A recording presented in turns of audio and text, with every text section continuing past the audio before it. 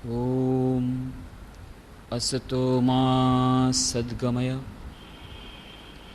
तमसो मा ज्योतिर्गमय मृत्योर्मा अमृतं गमय। ॐ शांति शांति शांति।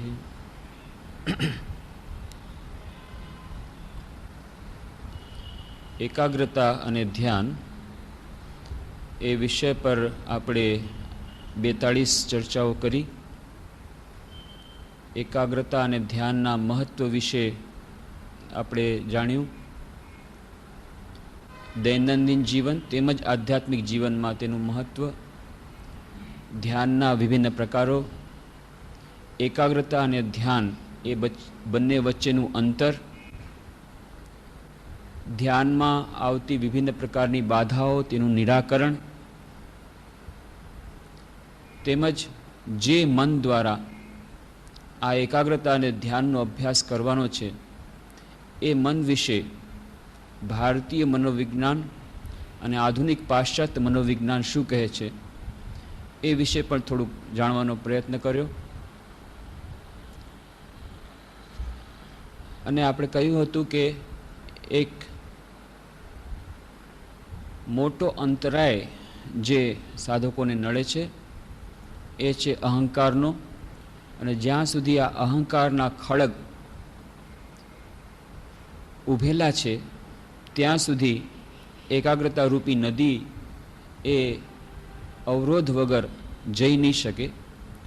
આ અહંકાર રૂપી ખડગને કેવી રીતે દૂર કરવા, નિર્મૂળ કરવા એ વિષય પર આપણે કહ્યું હતું કે સેલ્ફ જેને કહેવાય છે, સ્વ, એ સેલ્ફના કેટલા વિભિન્ન પ્રકારો છે એ આપણે પાશ્ચાત્ય મનોવિજ્ઞાનના પરિપ્રેક્ષ્યમાં તેમજ આપણા ભારતીય મનોવિજ્ઞાનના પરિપ્રેક્ષ્યમાં જોવાનો પ્રયત્ન કરીશું। અને થોડાક એ વિશેની ચર્ચા આપણે પ્રારંભ પણ કરી હતી। એ પહેલાં આપણે આગળ વધીએ, એક વાત જે સ્વામી વિવેકાનંદની અત્યંત મહત્વપૂર્ણ, જે આની પહેલાં પણ એકવાર આપણે કરી હતી। સ્વામી વિવેકાનંદ કહે છે અહંકાર દૂર કરવાનો એક ઉપાય, This rascal ego must be obliterated. Bless the men when they revile you. Think how much good they are doing to you by obliterating your ego. This rascal ego must be obliterated. આ જે ક્ષુદ્ર અહમ છે એ અહમને નિર્મૂળ કરવો, ભૂંસી નાખવો એ અત્યંત આવશ્યક છે જો આપણે આધ્યાત્મિક જીવનમાં આગળ વધવું હોય તો જે લોકો આ તમારા અહંકાર પર આઘાત કરે છે, તમારી નિંદા કરે છે, તમારી ટીકા કરે છે, તેને તમે આશીર્વાદ આપો, કારણ કે તેઓ તમારું કેટલું ભલું કરી રહ્યા છે। તમારે આ અહંકારને નિર્મૂળ કરવાની જે સાધના છે એ સાધનામાં તેઓ સહાયરૂપ થઈ રહ્યા છે।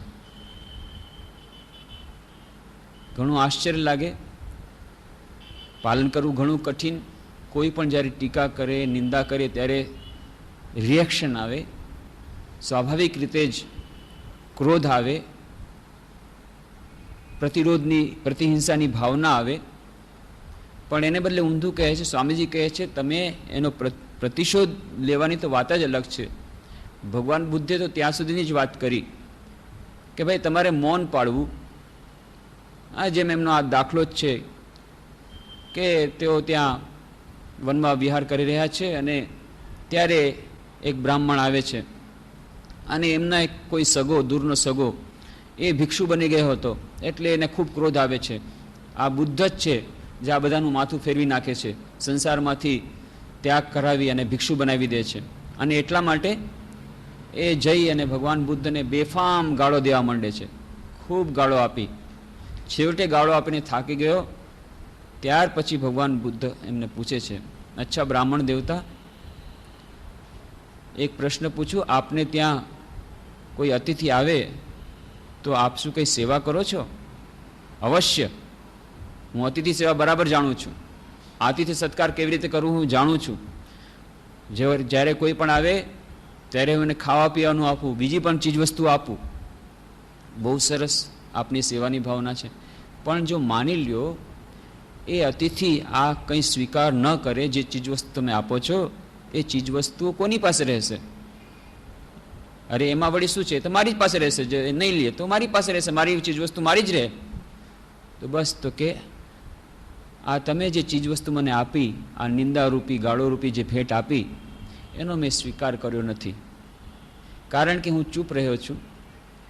મારા મનમાં કોઈ પ્રતિહિંસાની ભાવના આવી નથી, કોઈ પ્રતિશોધની ભાવના આવી નથી, મારા મનમાં કોઈ વિકાર આવ્યો નથી, અને મેં મૌન આ બધું પાડ્યું છે. એટલા માટે આ ચીજવસ્તુઓનો, આ ગાળોનો મેં સ્વીકાર કર્યો નથી, એટલે તમારી જ પાસે રહે છે. તો ભગવાન બુદ્ધ તો એમ જ કહે છે કે મૌન પાડો અને કોઈ પ્રતિશોધની ભાવના ન રાખો, પ્રતિકારની ભાવના ન રાખો. પણ સ્વામી વિવેકાનંદ એનાથી હજુ એક સ્ટેપ આગળ જાય છે. કહે છે ફક્ત એટલું જ નહીં કે તમારે આ ભેટ નહીં લેવાની, ભેટ તો પાછી આપી દો, પણ સાથે સાથે એમના પ્રત્યે કૃતજ્ઞતાની ભાવના વ્યક્ત કરો અને એમને આશીર્વાદ આપો કે કેટલી મોટી તમારી સેવા બજાવી. આધ્યાત્મિક સાધનાનો અર્થ જ છે, એનો મૂળ ઉદ્દેશ્ય છે આ અહંકારને દૂર કરવું. શ્રી રામકૃષ્ણ કહે છે કાચા આમી પાકા આમી, બે પ્રકારના અહંકાર છે. કાચો અહંકાર, પાકો અહંકાર. પાકો અહંકાર, હું ઈશ્વરનો દાસ છું, અથવા તો અહમ બ્રહ્માસ્મિ, હું બ્રહ્મ છું, સચ્ચિદાનંદ બ્રહ્મ. આ છે પાકો અહંકાર.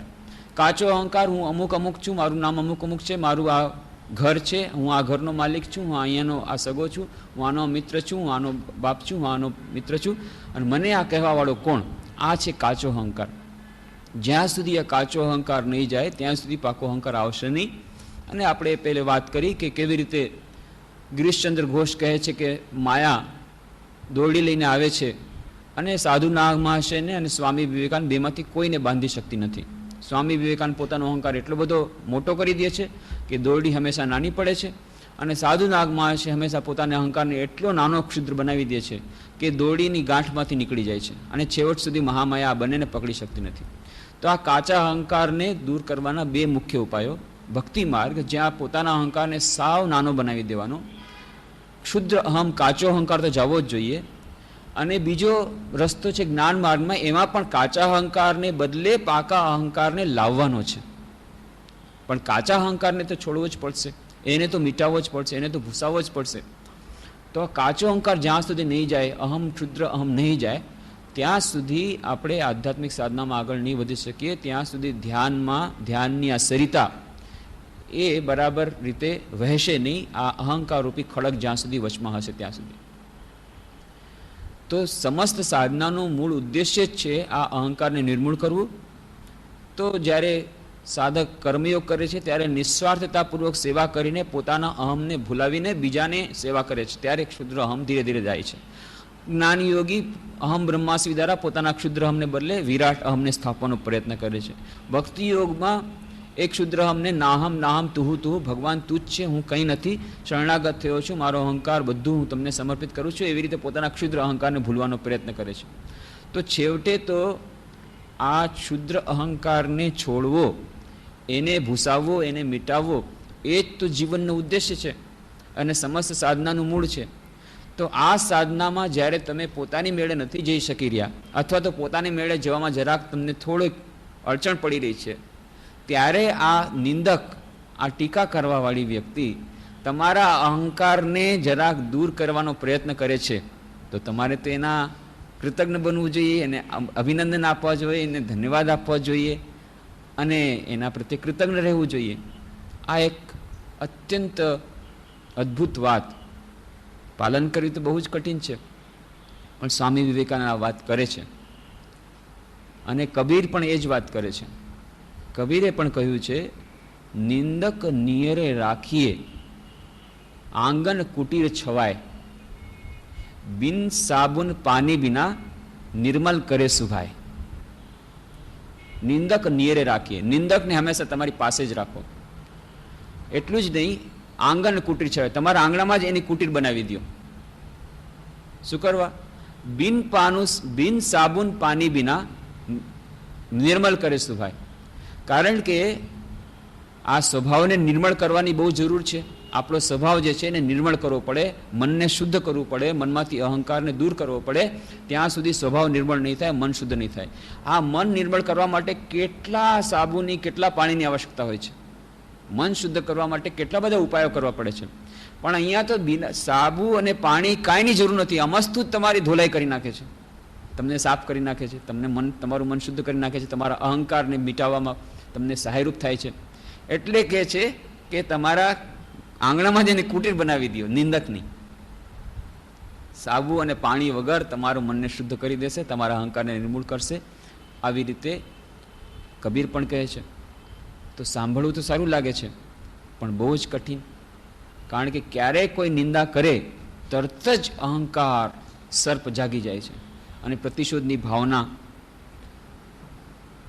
જાગૃત થાય છે, પ્રતિકાર કરવાની ભાવના જાગૃત થાય છે, પ્રતિક્રિયા થાય છે. અને એ પ્રતિક્રિયાને ફળમાં પછી કંઈક જે ક્રિયા થાય એના બદલામાં ફરી પાછી પ્રતિક્રિયા થાય છે, સામેથી હજી વધુ નિંદા આવે છે, વધુ હિંસા થાય છે. આવી રીતે ક્રિયા પ્રતિક્રિયાનું ચક્ર ચાલે છે. તો આ અહંકારના જે વિભિન્ન રૂપો, એમાંથી આ દૂર કરવાનો જે ઉપાય બતાવ્યો તો ખરો કે કોઈ નિંદા કરે ત્યારે સાંભળી લ્યો, પણ એ સરળ નથી. અને આ વિશે આપણે વિસ્તારથી ચર્ચા કરી હતી કે કોઈ જ્યારે નિંદા કરે ત્યારે શું કરવું. તો શ્રી રામકૃષ્ણ કથામૃતમાં પણ, કારણ કે આ પ્રશ્ન એટલા માટે અત્યંત મહત્વનો છે. એક તો આપણા અહંકારને દૂર કરવાનું, જે આપણે કહ્યું કે અહંકારરૂપી ખડક જ્યાં સુધી દૂર નહીં થાય ત્યાં સુધી આ એકાગ્રતા ધ્યાનરૂપી સરિતા નહીં વહે. અને બીજું કે દરેક સાધકને, દરેક વ્યક્તિને જ્યારે એકાગ્રતા અને ધ્યાન અથવા આધ્યાત્મિક સાધનાનો પ્રારંભ કરે છે ત્યારે આ સમસ્યાનો અચૂક સામનો કરવો પડે છે. અને ઘણા લોકો એટલા જ માટે આગળ વધી શકતા નથી. નિંદાનો સામનો કરવો છે, ટીકાનો સામનો કરવો પડે છે. કારણ કે મોટા ભાગના લોકોને જળવાદી સભ્યતાને પરિણામે આજે સમાજમાં એક એવી જાતની માનસિકતા થઈ ગઈ છે, ભોગવાદી એક માનસ થઈ ગયું છે, જ્યાં અધ્યાત્મને સ્થાન નથી, જ્યાં ધ્યાન અથવા એકાગ્રતા અથવા સાધના એ બધા વિશે લોકોને એની મહત્તા સમજાતી નથી. એટલું જ નહીં, જે લોકો આવો એકાગ્રતા ધ્યાનનો અભ્યાસ કરવાનો પ્રારંભ કરે છે એમને મન એ લોકો અસામાન્ય લાગે છે, ખરેખર અસામાન્ય લાગે છે. અને એટલા જ માટે કહે છે કે તમે પ્રેક્ટિકલ બનો, વ્યવહારુ બનો, આ વેદ્યાપણું છોડો, અને નહીં તો તમે આ સંસારમાં સક્સેસફુલ નહીં જાઓ, તમે સફળ નહીં થાઓ. ઘણા લોકો તો ખરેખર અંતરથી એમ માને છે, એટલા માટે સહૃદયતાથી એ આવી રીતે કહે છે. અને ઘણા લોકો પોતે નથી કરી શકતા એટલા માટે ઈર્ષાવશ એ કરે છે. એ ગમે તે રીતે હોય, પણ આ નિંદા અને ટીકાનો સામનો દરેકે દરેક વ્યક્તિને જે આ સત્માર્ગે જવા માગે છે એને કરવો પડે છે. એવી જ રીતે આપણે કહ્યું એકાગ્રતા અને ધ્યાનના માર્ગમાં આગળ વધવા માટે ધ્યાન તો 7મું સોપાન છે, પ્રથમ સોપાન જ છે યમ. અને યમનો પ્રથમ જ કહ્યું યમ એટલે સત્ય અસ્તેય, સત્ય સૌથી પહેલા. અને શ્રી રામકૃષ્ણ પોતે જ કહે છે કે કળિયુગમાં સત્યનું પાલન એ કળિયુગની તપસ્યા છે. સત્યનું પાલન બહુ જ કઠિન છે. કઠિન છે એટલું જ નહીં, સત્યનું જે પાલન કરે એને એમ માનવામાં આવે છે કે કંઈક ચસકી ગયું છે. અત્યારે સત્ય પાલનની વાત કરે છે આ જમાનામાં, સાચું બોલવાની વાત કરે છે, સાચું કરવાની વાત કરે છે. આ બધું ચોપડીમાં ઠીક છે, બોલવા માટે ઠીક છે, કરવા માટે નથી. સાચું બોલવું જોઈએ એ બરાબર છે, પણ સાચું બોલશો નહીં તો પછી તમે સક્સેસફુલ નહીં જાઓ આ જીવનમાં. આવી જાતની ધારણા જ્યારે હોય ત્યારે કોઈ સત્યનું પાલન કરવા જાય તો એની નિંદા અને ટીકા થાય. એના પરિવારના લોકો જ કરશે, એના સગાવાલા કરશે, એના સહૃદય મિત્રો કરશે, બાકી તો બીજાની બધી વાત જવા દો. તો આ દરેકે દરેક વ્યક્તિને સામનો કરવો પડે. ત્યારે જો આ નિંદાનો સામનો કરવા માટે આપણે એની જે ટેકનિક નહીં જાણતા હોઈએ તો આપણે થોડાક દિવસ માટે આવી કરશું, પછી પાછો અભ્યાસ છોડી દઈશું. એટલા જ માટે જ્યારે આપણે પ્રથમ તો ધ્યાનનો અભ્યાસ રેગ્યુલર કરવો જોઈએ, નિયમિત કરવો જોઈએ, એની વાત આપણે કરી હતી. અને જો કદાચ વચમાં છૂટી જાય કોઈ પણ કારણોસર, તો જ્યારે જાગ્યા ત્યારથી સવાર, ઘણીવાર એવું પણ બને છે કે થોડાક દિવસ સુધી ગમે તે કારણે કે વ્યવહારુ કામ આવી પડ્યું અથવા કોઈએ ટીકા કરી, ધ્યાનનો અભ્યાસ છોડી દીધો, એના પછી મન લાગતું જ નથી બેસવા માટે, પછી આવતીકાલથી કરશું. શું થાય? પહેલાં તો અમારું મન એટલું સારું હતું ને, ઓહો, પહેલાં જેવું મન હોય તો ફરીથી અમે ધ્યાન અભ્યાસ પ્રારંભ કરીશું. પણ પહેલાં જેવું મન થશે ક્યારે? જ્યાં સુધી ધ્યાનનો અભ્યાસ નહીં પ્રારંભ કરો ત્યાં સુધી એ પહેલાં જેવું મન નહીં થાય. એટલે પહેલાં અમારું કેટલું સરસ મન હતું એના ઉપર વિચાર કરીને અત્યારે રડીને ફાયદો નથી. જે હતું થવાનું તે થઈ ગયું. જાગ્યા ત્યારથી સવાર, 6 મહિના ગયા, 6 મહિના બરબાદ ગયા, 6 વર્ષ બરબાદ ગયા, 6 વર્ષ તમે નહોતું કર્યું વચમાં, કાંઈ વાંધો નહીં. આજે આપણને ખબર પડી છે કે ના ભાઈ, આ ખોટું થઈ ગયું, વચમાં આટલો સમય આપણે ગુમાવ્યો, હવે એ ગુમાવેલા સમય ઉપર રડીને ફાયદો નથી. આજથી આપણે ફરીથી અભ્યાસ શરૂ કરીએ, ધીરે ધીરે ફરી પાછી એ સ્થિતિ આવશે જે આપણે એક ધ્યાનની હતી. અને શરૂઆત કરતી વખતે જ્યારે આપણે શરૂઆતમાં જ વિભિન્ન પ્રકારની બાધાઓ આવે, આવી રીતે નિંદા કરે, ટીકા કરે, ત્યારે પણ એ નિયમિતતા આપણે જાળવી રાખવી પડશે. એને છોડવાથી કામ નહીં ચાલે. અને જેટલા જલ્દી આપણે ધ્યાનનો અભ્યાસ પ્રારંભ કરીશું એટલો આપણને લાભ મળશે. પાછળથી આપણું કામ એટલું સરળ બનશે. શ્રી રામકૃષ્ણ દેવે જે ઉદાહરણ કહ્યું હતું કે રાઈના દાણાની પોટલી, એકવાર રાઈના દાણા વેરાઈ ગયા એ પછી એને એકઠા કરવા બહુ મુશ્કેલ જાય છે. પણ આ ઉદાહરણનો પછી ઊંધો અર્થ નહીં લઈ લો. એક બેને કહ્યું કે બસ તમારું આ વાત સાંભળીને એના પછી ધ્યાન કરવાનું છોડી દીધું. શું કરવા? કે હવે શું ફાયદો, રાઈના દાણા તો વેરાઈ ગયા છે. તો ઊંધો અર્થ લેવાથી ફાયદો નથી. ગાંધીજી એકવાર લખ્યું હતું તો કે આવી રીતે ધ્યાન કરવું જોઈએ તો ધ્યાન એકાગ્રતાપૂર્વક કરવું જોઈએ. અને તમે ધ્યાન કરતી વખતે આડાવડા બધા વિચારો કરો, દુનિયા આખીના વિચારો કરો, જેમ કે કોઈ પૂજા કરતી વખતે ઈશારાથી બધું સમજાવતા હોય, ઓમ મૌન પાડે, ઈશારાથી ત્યારે ને ત્યારે શાકભાજીનો ભાવ અને બધું ગણાવતા હોય. તો આ હિસાબે ગાંધીજી કહ્યું હતું કે આવી રીતે પૂજા કરવાથી ને ધ્યાન કરવાથી, એ પૂજા અને ધ્યાન કરતી વખતે એમાં મન રાખવું નહીં, તો આ દંભ કહેવાય. એટલે એક બેને ગાંધીજીને લખ્યું કે આવી રીતે તમારી આ વાત તમે વાંચી અને હવે મેં ધ્યાન કરવાનું છોડી દીધું છે, કારણ કે આવી રીતે ધ્યાન એકાગ્રપૂર્વક ન કરે અને બીજા આડાવડા વિચાર કરો તો એનો દંભ કહેવાય. એટલા માટે મેં હવે ધ્યાન કરવાનું છોડી દીધું છે. ગાંધીજીએ પછી જવાબ લખ્યો કે બેન, તમે થોડુંક ઊંધું સમજ્યા છો. મેં એમ કહ્યું હતું કે આવી રીતે આડાવડા વિચાર કરતાં કરતાં ધ્યાન કરવું એનો અર્થ દંભ કહેવાય. તો એ દંભ સારો નથી. તો તમારે દંભ છોડી દેવો, તો ધ્યાન છોડવાનું તો મેં નહોતું કહ્યું. તો એનો અર્થ છે કે આપણે જાણી કરીને ધ્યાન કરતી વખતે મુશ્કેલી તો પડશે જ, પણ એ મુશ્કેલીને કારણે આપણે ધ્યાન નથી છોડી દેવાનું, પણ દંભ છોડી દેવાનો. દંભનો અર્થ છે આપણે જરા પણ પ્રયત્ન જો ન કરતા હોઈએ મનને એકાગ્ર કરે, એનું નામ દંભ કહેવાય. તો શ્રી રામ, આ તો ઉલટા બુજલી રામ ઉલટા સમજે રામ, એક વાર્તા છે શ્રી રામકૃષ્ણ દેવની. એવી જાતનું ન થવું જોઈએ કે ઊંધો અર્થ લઈ લેવાય. શ્રી રામકૃષ્ણ વાર્તા કહેતા કે એક માણસ જઈ રહ્યો હતો જંગલમાંથી, અને જલતા જતા ખૂબ થાકી ગયો. પછી હવે આગળ ચલાતું નથી, એટલે ભગવાનને પ્રાર્થના કરી, હે રામ, એક ઘોડા દિલા દે રામ, એક ઘોડા દિલા દે રામ. એ રામ, એક ઘોડો દેવડાવી દો. ત્યાં તો સામેથી એક મિલિટરી ઓફિસર આવી રહ્યો હતો.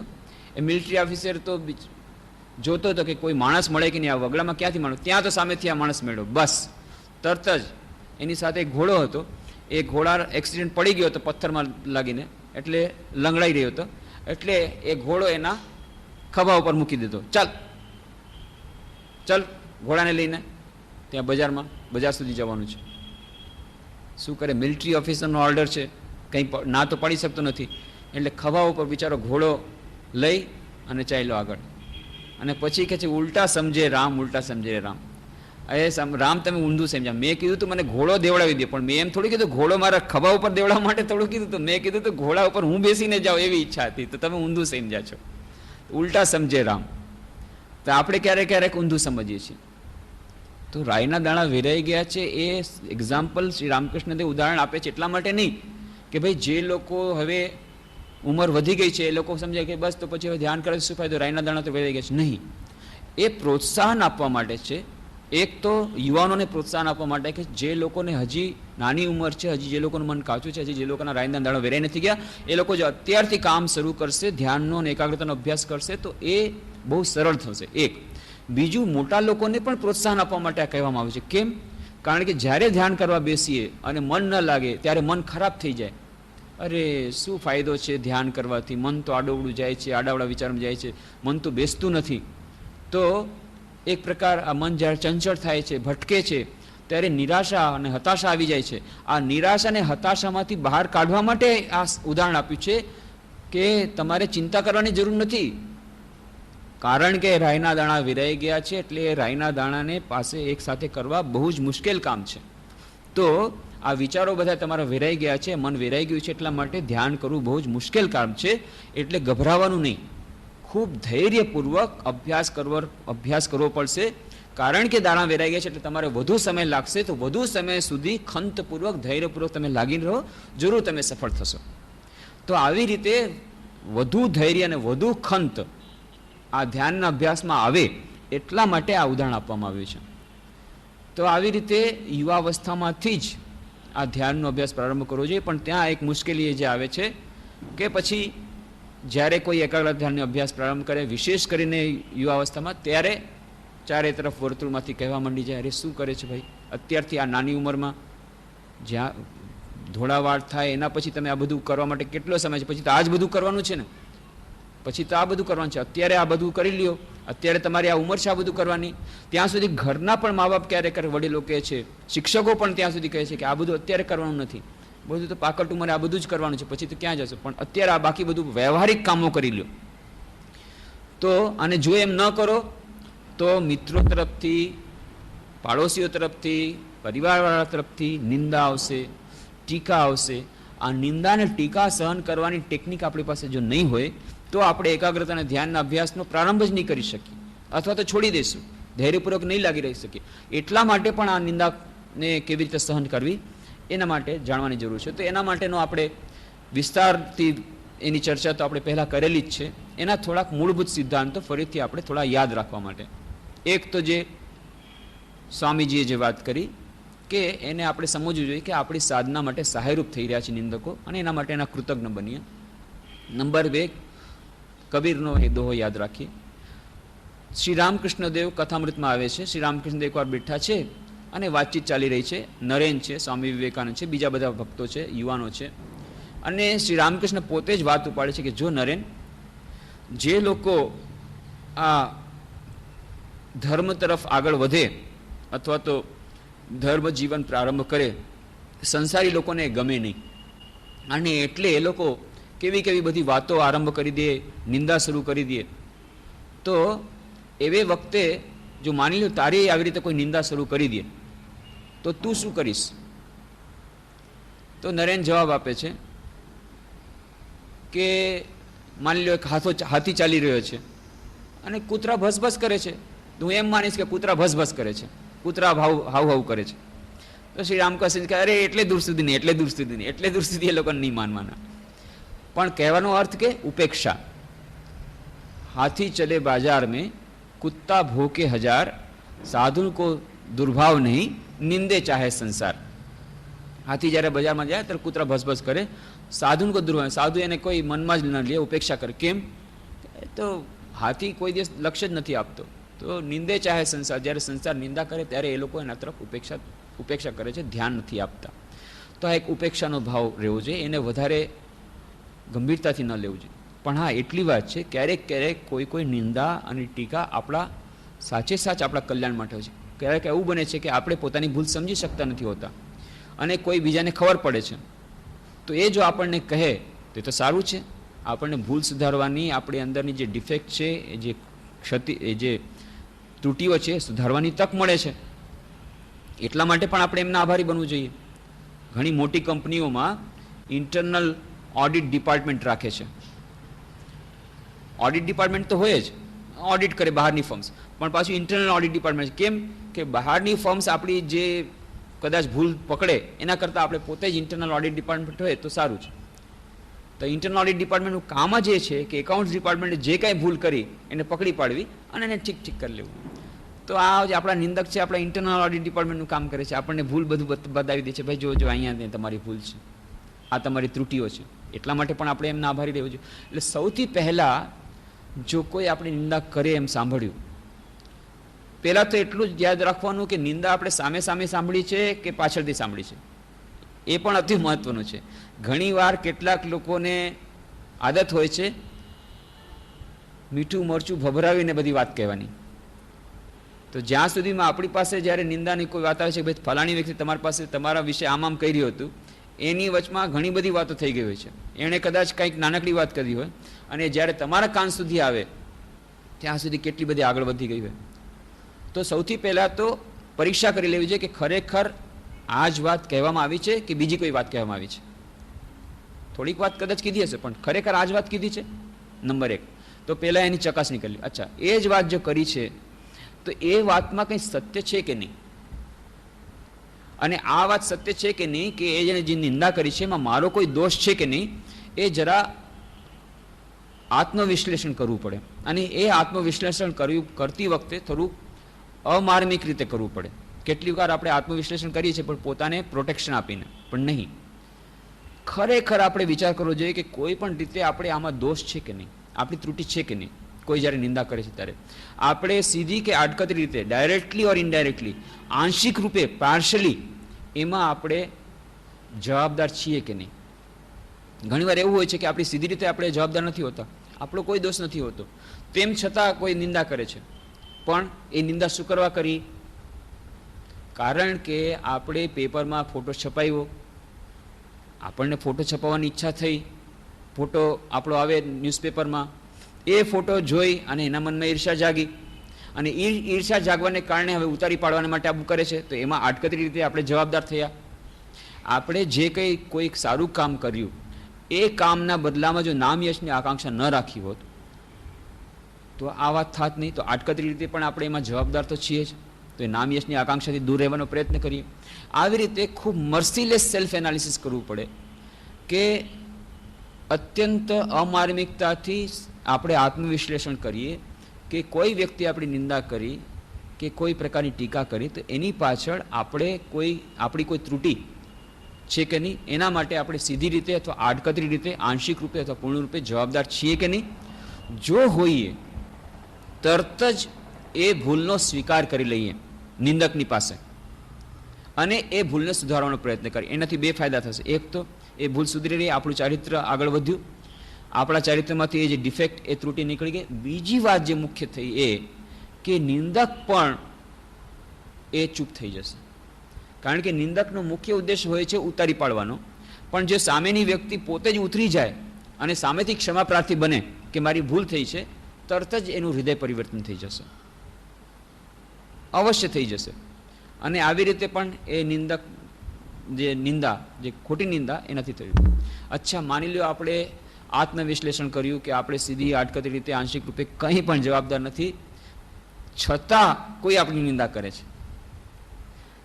આપણે કોઈ કારણ નથી આપ્યું, આપણે એમાં બિલકુલ જવાબદાર નથી, અમાર્મિકતાથી આપણે આત્મવિશ્લેષણ કર્યું, છતાંય અને આપણે બિલકુલ ન્યાયના પક્ષમાં છીએ, આપણે કોઈ અન્યાય નથી કર્યો, આપણે સત્યનું જ પાલન કર્યું છે, આપણે સાચા માર્ગે જઈ રહ્યા છીએ અને આપણે કોઈ આડકતરી રીતે પણ કોઈને કારણ નથી આપ્યું, તેમ છતાં આપણી નિંદા થઈ રહી છે, આપણી નિંદા કોઈ કરી રહ્યું છે. તો શું કરવું? તો વિચાર કરવો કે જો આપણે કોઈ કારણ વગર કોઈ નિંદા કરે, એનું કારણ શું હોઈ શકે? વગર કારણે જો કોઈ નિંદા કોઈની કરે એનો અર્થ જ છે કે એ કોઈ માનસિક રોગથી પીડાય છે.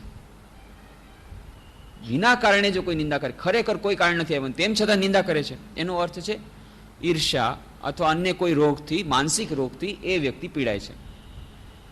તો જે દર્દી હોય એના પ્રત્યે હમદર્દી હોવી જોઈએ. આપણે દર્દી પ્રત્યે કહીએ કે આપણે ક્યારેય દર્દી પ્રત્યે કોઈ પ્રતિશોધની ભાવના નથી રાખતા.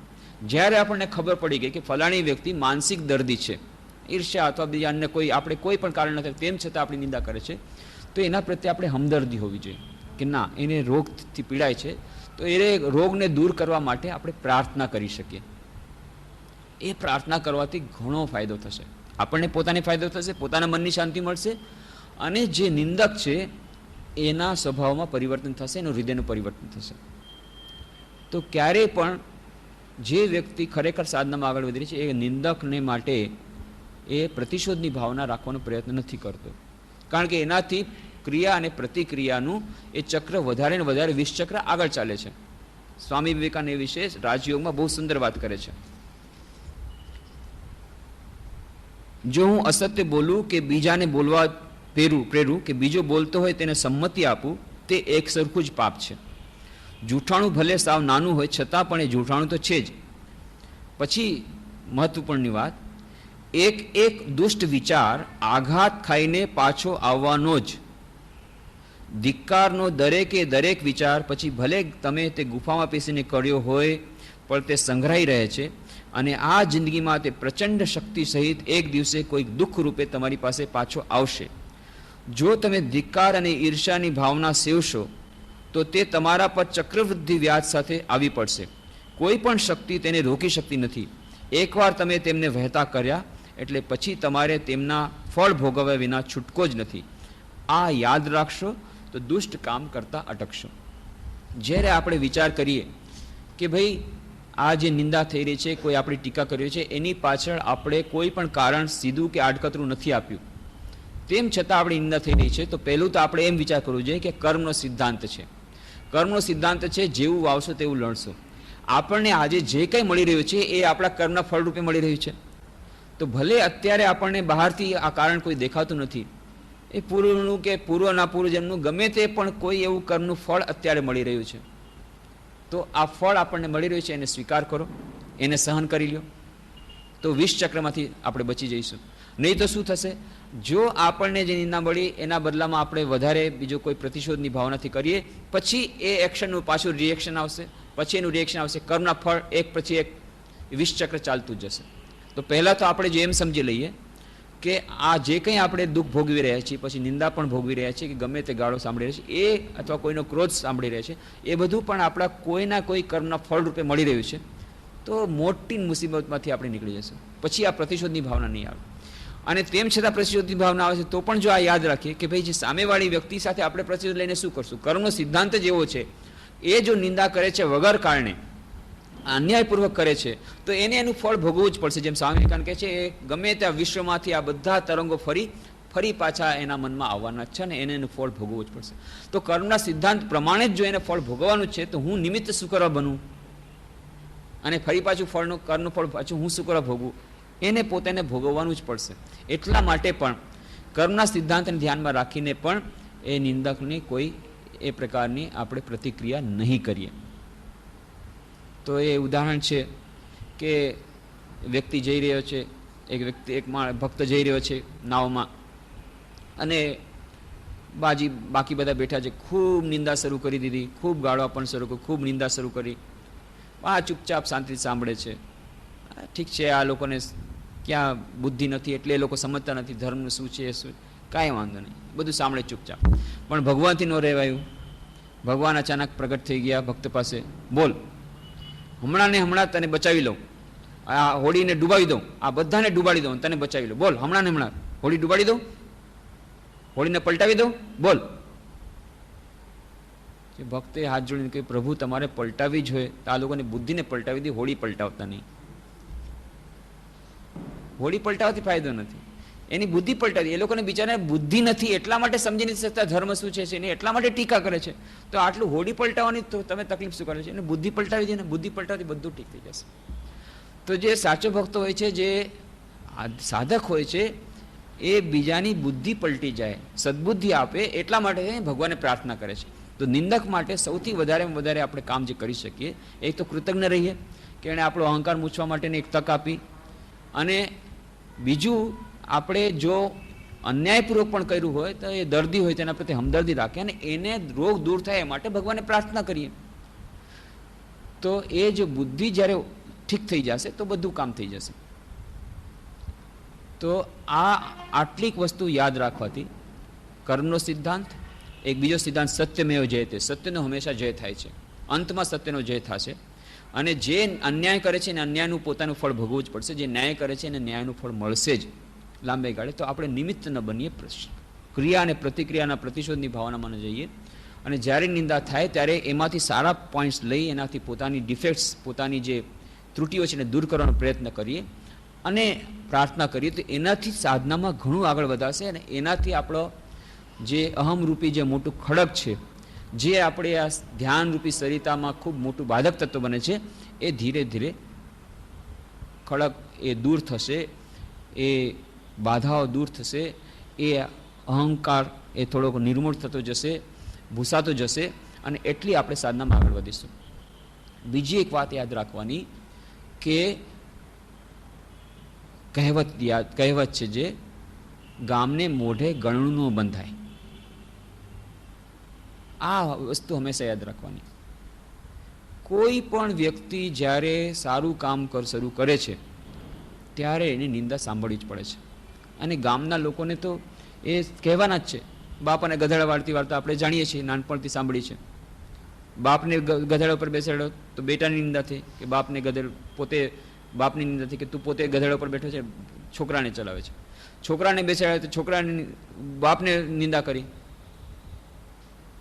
કે કેવો છોકરો છે, એ કેવો બાપ છે, કે પોતે ગધેડા ઉપર બેઠો છે, છોકરાને ચલાવે છે. છોકરા બેઠો તો છોકરાની નિંદા થઈ કે પોતે બેઠો છે અને બાપને ચલાવે છે. અને જ્યારે બંને એક સાથે બેઠા તો બંને નિંદા થઈ કે જો ગધેડાને આટલું કષ્ટ આપે છે. અને પછી બંને જ્યારે ગધેડાને લઈને જાય છે, નદીમાં પડી જાય છે ગધેડો. છેવટે ગધેડો ખોવો પડે છે. આ બધાની વાતો સાંભળવાથી આ ફળ મળે. એટલે આપણે જે સત્ય માન્યું છે એ સત્યના રસ્તે જવું જોઈએ. નિંદકોની પરવા ન કરવી જોઈએ. નિંદકો માટે પ્રાર્થના કરીએ, પણ આપણા સત્યનો માર્ગ આપણે જે પકડ્યો છે એને ન બદલવો જોઈએ. એના માટે તો ઘણી વાર્તા કે ભાઈ આપણે મોટા કોઈ પણ વ્યક્તિ, સ્વામી વિવેકાનંદ કહે છે, કોઈ પણ મહાન કાર્ય જ્યારે શરૂ કરો, નવું કાર્ય શરૂ કરો, વિશેષ કરીને દ્રઢ નિશ્ચય સાથે, તો 3 અવસ્થાઓમાંથી એ કાર્યને પાર કરવું પડે. એક, પ્રતિરોધ, ભયંકર પ્રતિરોધ થશે. શરૂઆતમાં કોઈ પણ નવું કામ કરશો, ખૂબ ટીકા થશે, નિંદા થશે. ખાસ કરીને જે સમાજમાં, જે વર્તુળમાં એ પ્રકારની વાતો નહીં થતી હોય, તમે પહેલી વાર કરવાનો પ્રયત્ન કરશો, તમે પાયોનિયર બનશો, તમે નવેસરથી શરૂ કરશો, તો ટીકા થવાની જ છે. કારણ કે એ સામાન્ય, બીજા વસ્તુઓ માટે, બીજા લોકો માટે સામાન્ય નથી, તમે અસામાન્ય બની રહ્યા છો. અસામાન્ય બનવાની પ્રાઇસ તમારે પે કરવી જ પડશે. અને આજના જમાનામાં સત્યનું પાલન એ અસામાન્ય છે, અસત્યનું પાલન એ સામાન્ય છે. એટલા માટે તમારે સત્ય બોલવાની જે અસામાન્ય વાત કરો છો એ માટે પ્રાઇસ પે કરવી પડશે. એટલે કે એના માટે તમારે દુઃખ સહન કરવું જ પડશે. એના માટે તૈયાર રહેવું પડશે. તો અસામાન્ય જે વ્યક્તિ બને છે, અસામાન્ય રીતે મહાન બને, અસામાન્ય કામ કરે. અસામાન્ય અર્થ એટલો જ નથી કે ફક્ત એ ખૂબ એનું પેપરમાં નામ આવે, પણ જે અસામાન્ય કામ કરે છે, એટલે કે અસામાન્ય સારું કામ કરે છે. આખો સમાજ અત્યારે અસત્યનું પાલન કર્યું છે, એમાં એ સત્યનું પાલન કરવાનો પ્રયત્ન કરે છે. એના માટે ખૂબ જ બહાદુરી જોઈએ, ખૂબ બહાદુરી જોઈએ. અત્યંત મહાવીર ન હોય તો એ અસામાન્ય કામ નહીં કરી શકે. અત્યારે એ જ અસામાન્ય કામ છે. એટલા જ કહ્યું, હરિનો માર્ગ છે શુરાનો નહીં કાયરનું કામ જો નહીં. કેમ કહ્યું? કારણ કે જે હરિના માર્ગમાં જશે એની નિંદા થશે, ટીકા થશે. જે સત્યના માર્ગે જશે, નિંદા થશે, ટીકા થશે. એને બીજાને મન એ અસામાન્ય વ્યવહાર લાગશે. અસામાન્ય વ્યવહાર તમે કરવા જશો તો ટીકા થશે. એટલા માટે એ ટીકા સહન કરવાની બહાદુરી જોઈએ. એટલા માટે કહ્યું, અસામાન્ય જો કામ કરે તો સૌથી પહેલા તો આજે પ્રતિરોધ થશે. એ પ્રતિરોધ સહન કરવાની શક્તિ હોવી જોઈએ, માનસિક શક્તિ, નૈતિક સાહસ એટલો હોવું જોઈએ. પછી બીજો સ્ટેજ આવે છે ઇન્ડિફરન્સ, ઉપેક્ષા. પછી લોકો ઉપેક્ષા કરશે તમારી, ટીકાઈ નહીં કરે, એ પણ નહીં કરે. અને ત્રીજું સ્ટેપ છે, ત્રીજો પગથિયું છે એક્સેપ્ટન્સ, સ્વીકાર. છેવટે સ્વીકાર કરશે, છેવટે પછી માથે ચડાવશે, આ શું તમે મહાન કામ કર્યું. ક્યારે જ છેલ્લે, પણ ત્યાં પહેલાં તો આ સ્ટેપમાંથી ચાલવું જ પડશે. આપણે એનું ઉદાહરણ આપ્યું હતું. સ્વામી વિવેકાનંદ પોતાને કેટલી બધી ટીકા સહન કરવી પડી હતી. રામકૃષ્ણ મિશન શરૂ કર્યું અને ત્યાં નિશ્ચલાનંદજી, કલ્યાણાનંદજી એમના 2 શિષ્યને મોકલ્યા ત્યાં હરિદ્વારમાં કે તમે જેને રોગીઓની સેવા શરૂ કરો, ત્યાં રોગીઓનો દેખાવાળું કોઈ નથી, બધા વૃદ્ધો આવે, રોગી જવાવાળું નથી. અને લોકો પોતે ત્યાં નાનકડી ઝૂંપડીમાં શરૂઆત કરી, નાનકડી હોસ્પિટલ. આજે તો મોટી હોસ્પિટલ થઈ ગઈ છે, ઇન્ડોર હોસ્પિટલ. પોતાની મેળે પોતાને હાથેથી સારવાર કરે છે, એ રોગીઓની સેવા કરે છે, દવા પાય છે, એના ઘા રૂછે છે. અને આ બધું જોઈ બીજા બધા સાધુ કેટલી નિંદા કરી, કેટલી ટીકા કરી. અરે આ તો ભંગી સાધુ છે, નાત જાતના ભેદભાવ વગર, અને એ શરીરને ઘાને રૂજે. શું છે આ લોકોમાં આચાર વિચાર કાંઈ નથી, ભંગી સાધુ. એટલે ત્યારે જ્યારે ભંડારા દેવામાં આવે, સાધુઓને નિમંત્રણ દેવામાં આવે જમવામાં, તો એમાં રામકૃષ્ણ મિશન સાધુને ન દેવામાં આવે. કેમ? ભંગી સાધુ હે, ભંગી સાધુ હે. એટલી ઘૃણા કરતા, એટલી નિંદા કરતા, એટલી ટીકા કરતા. ધીરે ધીરે ધીરે ધીરે આ સેવાનું કામ આગળ ચાલ્યું. કોઈ એના પર ધ્યાન દેવામાં ન આવ્યું. ધીરે ધીરે જે મહંતો, મોટા મોટા અખાડાના મહંતો, એ લોકો પણ જ્યારે બીમાર પડતા, મોટી હોસ્પિટલ થઈ, પછી તો એમને જ ત્યાં હોસ્પિટલમાં આવવું પડતું, ત્યાં એ લોકોને ટ્રીટમેન્ટ મળતું, ત્યાં મહાન સેવા મળતી, કેટલા લોકોને જીવતદાન મળ્યું. પછી કહે હા, એ તો બહુ અચ્છા સેવા આપ લોગ કર રહે હૈ, વાહ, બહુ અચ્છા સેવા કર રહે હૈ. અને હવે તો એ લોકો પોતે પણ જે સંન્યાસીઓ આવી રીતે ભંગી સાધુ માનીને નાદ બહાર મૂકતા હતા, રામકૃષ્ણ મિશન સાધુને પોતાના આ નિમંત્રણમાં આવવા ન દે, પાસે બેસવા ન દે, એ લોકો જ હવે પોતે જ સેવાના કાર્ય પ્રારંભ કરે છે. આ સેવા કાર્યમાં મદદરૂપ થાય છે. એટલું જ નહીં, હવે ઇટ ઇઝ એ પ્રેસ્ટીજ કે આ નિમંત્રણમાં રામકૃષ્ણ સાધુ આવવાના છે, ઓ તો તમે આવશો. રામકૃષ્ણ મિશન સાધુ હોય તો બહુ સરસ નિમંત્રણ છે. ઊંધું થઈ ગયું એક્સેપ્ટન્સ. પણ શરૂઆતમાં પ્રતિરોધ. સ્વામી વિવેકાનંદના પોતાના વ્યક્તિગત જીવનમાં, રામકૃષ્ણના વ્યક્તિગત જીવનમાં, શારદાજીના જીવનમાં, ગમે તે ભગવાન મહાવીરના જીવનમાં, ભગવાન બુદ્ધના જીવનમાં, કોઈ પણ મહાન વ્યક્તિની વાત લઈ લ્યો, કોઈ પણ સત્યવાદીની વાત લઈ લ્યો, દરેક વ્યક્તિને પ્રથમ તો પ્રતિરોધ સહન કરવો જ પડે છે, નિંદા સહન કરવી જ પડે છે, ટીકા સહન કરવી જ પડે છે. એના સિવાય બીજો કોઈ રસ્તો નથી. આ તો પ્રાઇસ પે કરવી પડશે. એટલે આ આપણા મનમાં બિલકુલ ક્લિયર લેવું જોઈએ.